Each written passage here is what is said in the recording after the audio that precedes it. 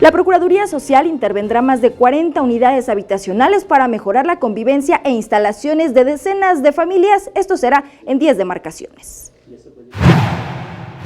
Saber cómo resolver conflictos vecinales en las unidades habitacionales de la Ciudad de México y devolverles la esencia con las que fueron creadas es parte de la tarea que realiza la Procuraduría Social Capitalina. En entrevista para Capital 21, la Procuradora Social, Marta Patricia Ruiz Anchondo, habló de los principales problemas que se reportan por los complejos condominales.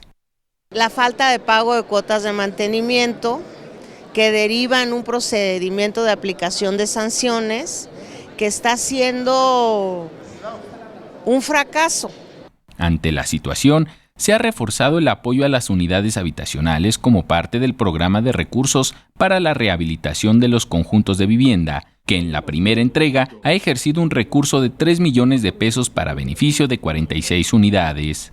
Vamos a atender unidades habitacionales, 10 de Azcapotzalco, 1 de Álvaro Obregón, 5 de Benito Juárez, 5 de Iztacalco, 6 de Iztapalapa, 3 de Miguel Hidalgo, 6 de Tláhuac, 5 de Xochimilco, 3 de Tlalpan y 2 de GAM.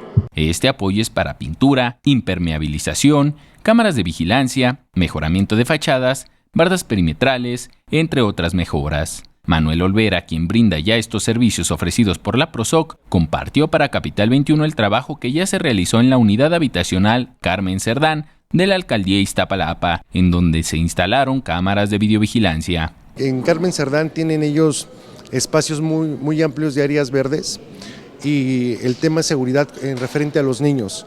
Con imágenes de Javier Cordero, Enrique Muñiz, 21 Noticias.